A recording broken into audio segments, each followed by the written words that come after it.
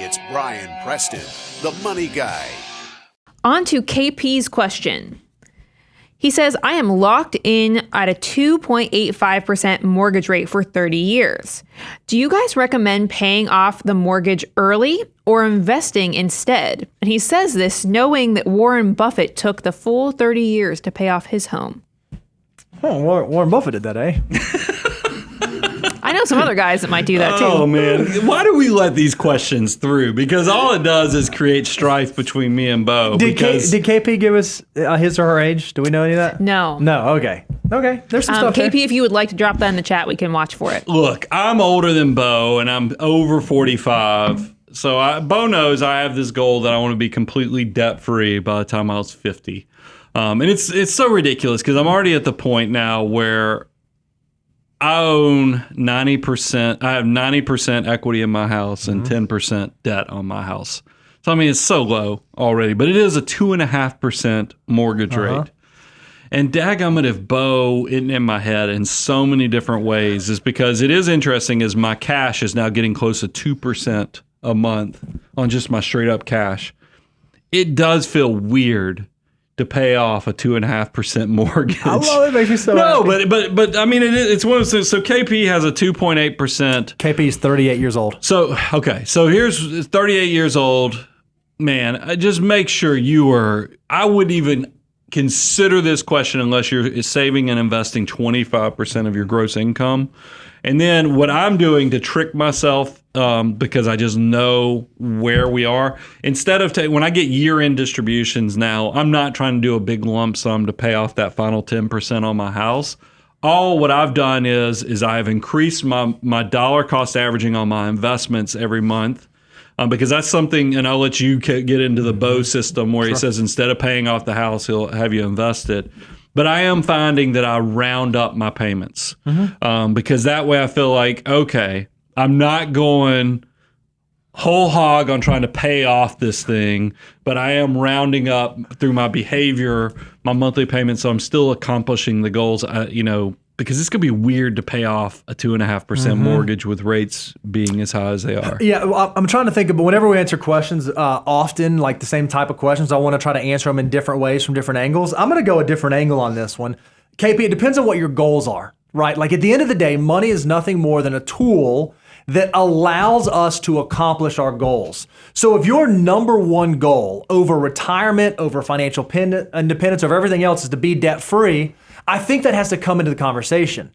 Now, you need to understand what you are sacrificing if you decide to pay off the debt early in lieu of saving for financial independence or doing all that stuff. Now, if you're asking for mathematical optimization, it seems very likely to me that for a 38-year-old who's invested in a well-diversified portfolio with risk assets, it seems likely that over the long term, there's a really good chance that you could do better than 2.85%. So I can either take $1 and satisfy 2.85, or I can take $1 and invest it and have it compound at 6, 7, 8, 9, 10% per year over the long term. Mathematically, I think one of those is going to come out better than the other, but it does come back to goals. What are you trying to accomplish? So what I told Brian is, hey, you have this goal to be debt-free. At 50, I love it. I bet I can do it better. Instead of you paying off your mortgage, instead of you putting that in there, why don't you figure out whatever that extra you're going to pay? I'm going to pay an extra $1,000 a month or an extra $500 a month, whatever it is. Open up an individual account, joint account, and just start dumping that extra into like a low-cost index fund. You can pick the index, just something low-cost, and just dollar cost average, dollar cost average, dollar cost average. And I bet if you do that, whatever your target time frame was, if I were going to pay $500 a month extra and that was going to get it paid off by 50, I'm willing to bet that you will have enough accumulated in that account that before you get to your 50th birthday, you could just liquidate, stroke a check, and pay off the mortgage.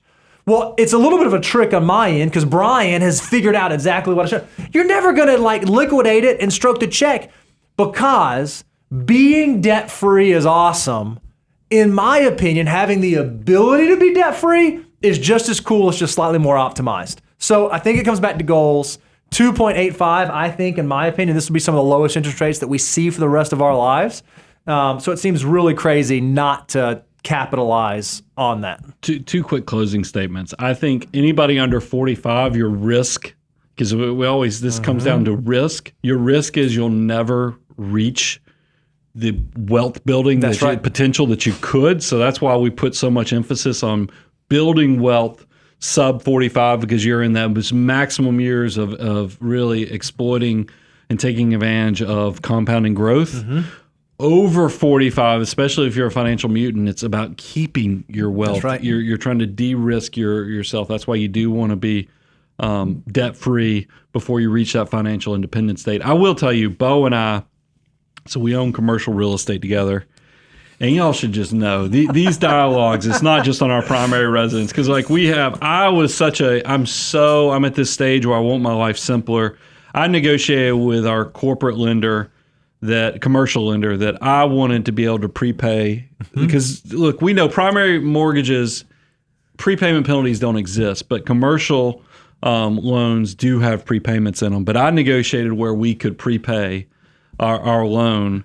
And Bo and I have these internal discussions, and we've actually probably landed, at least I've told him, we're going to do kind of what I just described. Is we're going to go with Bo's path of we're going to invest the money the big portion, but we are going to go with my still a smaller portion.